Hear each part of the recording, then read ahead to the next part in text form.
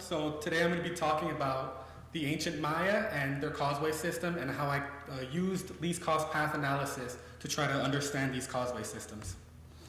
So my research question when I began this was, do ancient Maya inter-site causeway systems follow a least cost path? I did this using digital elevation models, or DEMs, and I focused on the terrain. And the regional focus for this was the Mirador Basin, which is located in northern Guatemala. So just very quickly, research on causeways have focused on landscape archaeology, specifically in the Maya area. We've used them to try to help define spatial and social organization. And in terms of locating these routes, we've used now remote sensing and other GIS applications to try to locate them on the ground. So the ancient Maya Sacbe, which is synonym for causeway, it's Yucatec Maya for white road. Basically here we have a cross-section of what a causeway would look like. You have cut stones on the side, large boulder fill in the middle, and they're usually covered with some kind of a limestone plaster. There's many different ways to classify causeways. In terms of system variability, what they basically mean is within a site how the causeways are organized, and then in terms of Sacbe form, how they're organized between different sites or between different polities. In terms of the actual function of causeways, we don't really have a classification system, mainly because they're still very poorly understood. And then so here are the Maya causeway systems, specifically inter-site causeways, which is the focus of my research. Most of them are located in the northern lowlands in the Yucatan of Mexico, although there are some in northern Guatemala, specifically in the Mirador Basin. And then so here we have a map of the Mirador Basin. So El Mirador, it sits at the top with, at the south we have the site of Tintal and then site of Nakbe. Here we have a closer look at the site of El Mirador. So just a little background on El Mirador. It's a pre-classic site, late pre-classic site, which basically dates to 250 BC. One of the largest Maya sites and Mesoamerican sites. And it's also possibly the first Maya state. So just a little background on least cost pathways. I have here a definition. Basically, it's the assumption that humans will economize aspects of their behavior and limit costs of traveling across the landscape. Basically, how to get from point A to point B as efficiently as possible.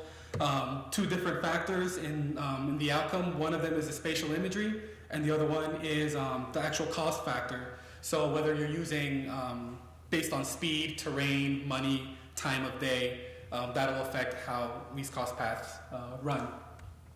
Here's an idealized version. So at the top, if we're using topography like I did, and the topography is equal, the fastest point from point A to point B is a straight line. We kind of already know this.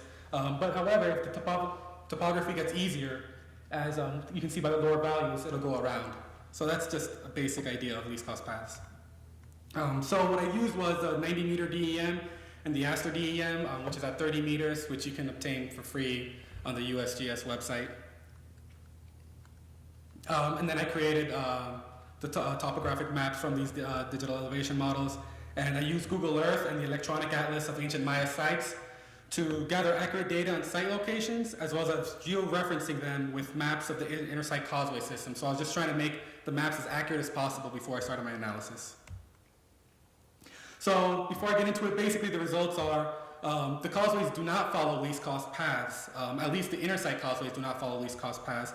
However, some routes may follow a pattern. So specifically, I want to focus on the Mirador Basin and the 90-meter digital elevation model, which does show some significance. So again, here we have the Mirador Basin, and then here we have some of the least cost paths. So I want to focus on the white and then on the blue routes. The white and the blue routes represent the 90-meter digital elevation model cost paths. And then so the white route, however, goes around three minor centers. And then so when I first saw this, I thought, well, maybe it may mean an informal route. I wasn't sure. I mean, it's still very hypothetical, and so I wasn't sure. But then on Wednesday, I was looking for more maps, basically, if there were any more maps in the Mirador Basin, and I found one. So it looks really ugly. It looks crude, but if we just look at the two, the white and the blue routes,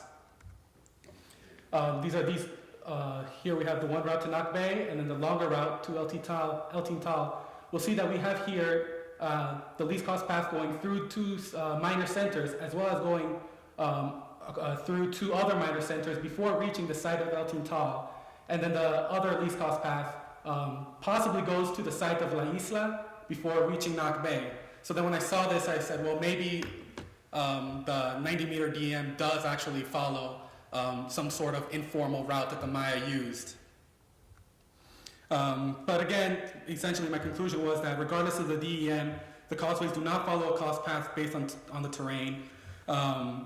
We kind of already knew this was obvious, but I still wanted to conduct this analysis, and I think the importance of this is that we can see formalized, actual constructed causeways as opposed to paths or trails, which are what the least cost paths possibly show. And for future directions for this analysis, we can, specifically for causeways, not least cost paths, we can do flow accumulation or viewshed analyses. We can look at speed or place of travel, time of day. And of course, we can use different spatial imagery such as LiDAR, which is much better resolution. And that's all. Thank you.